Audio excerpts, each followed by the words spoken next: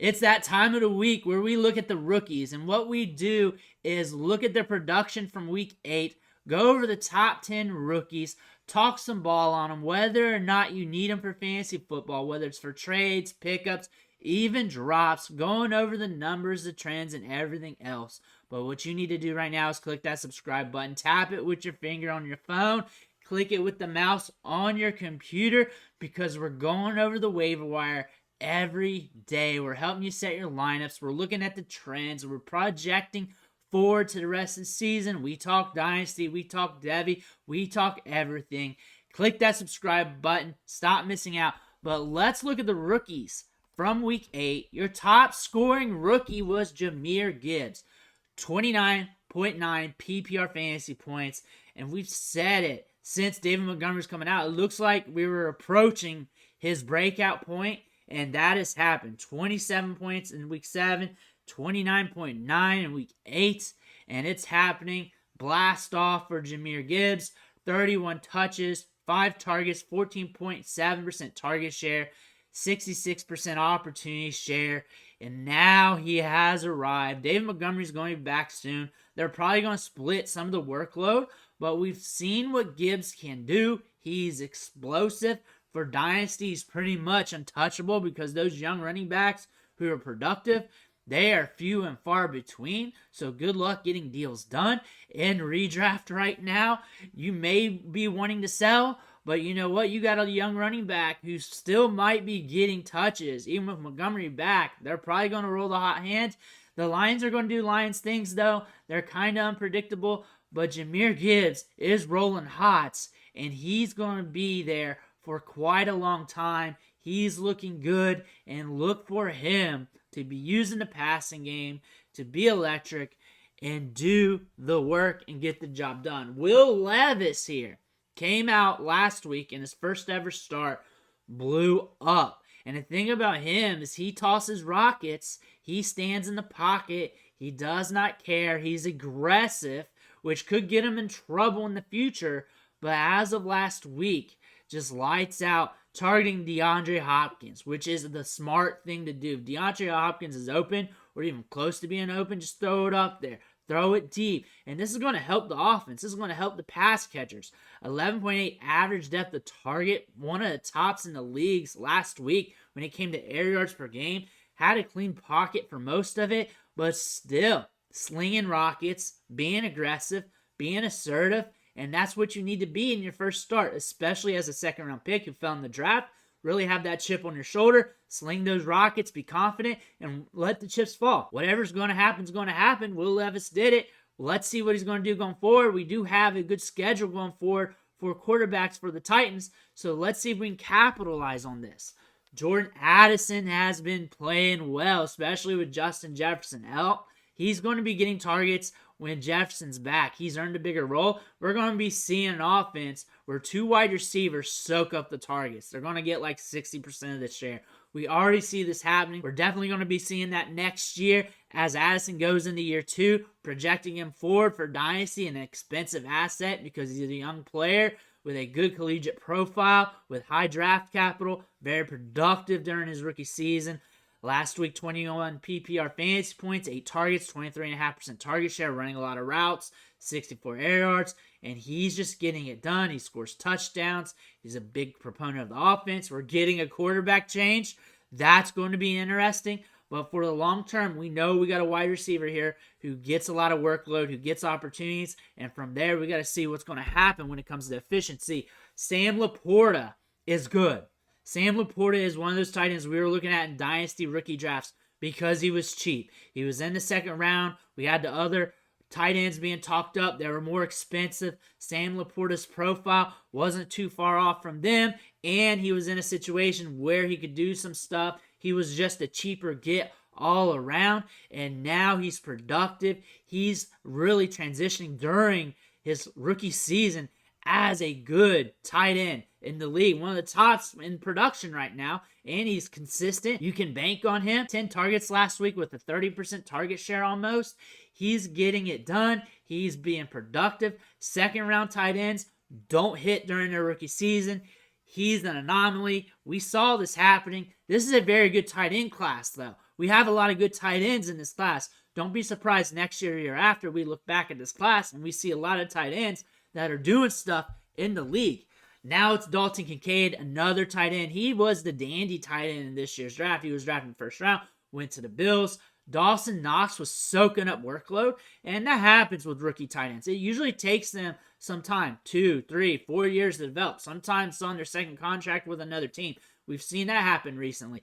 But now that he's starting to hit in the middle of the year, that's just a good thing. 17.5 PPR fantasy points last week, 7 targets, almost an 18% target share, ran 40 routes, runs a lot of routes in the slot as well, getting a lot of workload, and he's in an offense that's explosive. Only good things for Kincaid. They're in 11 personnel. Khalil Shakir is also getting a lot of workload. So these changes are very good for Kincaid considering the nature of the offense too. All things good. I look for him to do things going forward in the season. Bryce Young's been an up and down season, but things are looking up, kind of, sort of, slowly but surely. 14.5 PPR fantasy points. Really depends on how you score it. For the quarterbacks, 80% of his passes were catchable, but he had an average depth of target of 6.2 yards, 191 air yards on the game. So we're dinking and dunking with him, which is something you kind of expect with him, especially just a new quarterback to the game here at the NFL level. 73.9% of his passes were from a clean pocket. So again, we were able to push it shortly downfield, be accurate, and be efficient, and we were able to score a little bit of fantasy points. Josh Downs keeps doing it. He keeps being productive. He's a huge part of the offense, especially with Minshew there. This contest against the Saints was a fun one. It was explosive. 14.2 PPR fantasy points, 9 targets. His targets are starting to bump up a bit. 9, 6, 8, 6. Prior to that, it was an average of about 5 or so, and a 20% target share. We're at 23 now, so we're starting to get an increase of workload, and we're seeing him be used more in the offense. We're seeing him be more dynamic in some spots as well. Josh Downs, if for some reason he's on your waiver wire, shame on you in your league. He should have been picked up a long time ago. Didn't even mention him this week in the waiver wire articles. Nobody really did either. But the thing is, Josh Downs has arrived. CJ Stroud, they're catching the downs of the season. The production hasn't really been there. It's been a few weeks since we hit 200 yards passing, but still we're getting some fantasy production. Still a good rookie quarterback. For a rookie quarterback, he's been very productive, been very efficient.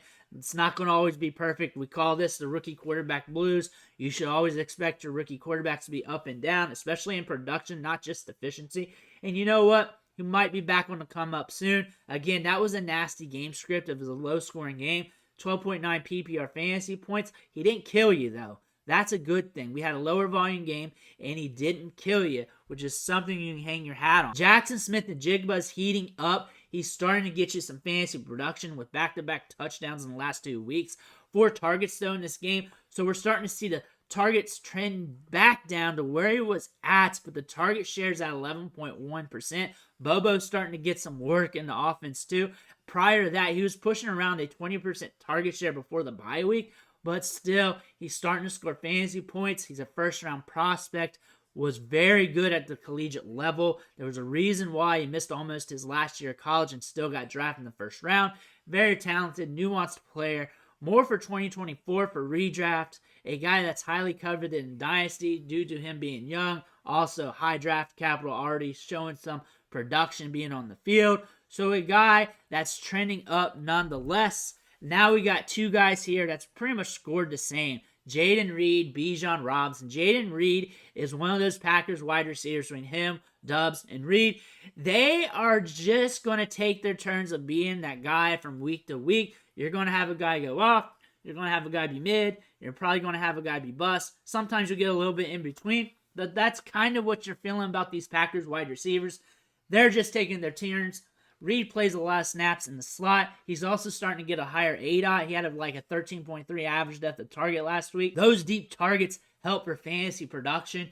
Bijan Robinson, take away the headache game, and his down games around 10 to 12 fantasy points, which you can live with in fantasy football. He also has tremendous upside.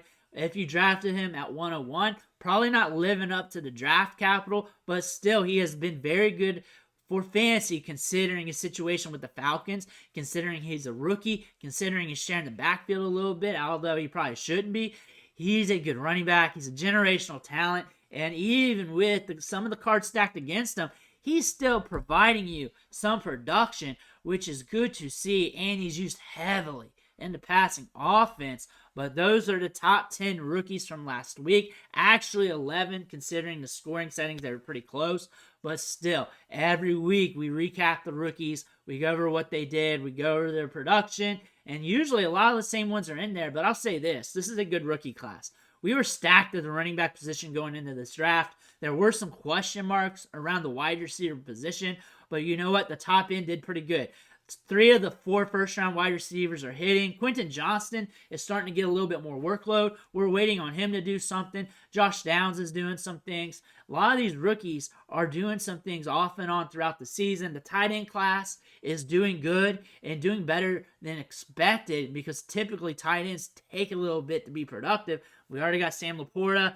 Kincaid starting to do some work. Mayer's starting to get more opportunities. These tight ends are ramping up. I don't want to forget about Musgrave either. We're having a good rookie tight end class as well. Very excited about what these guys are going to be doing in years to come. Let me know what you think in the comments below.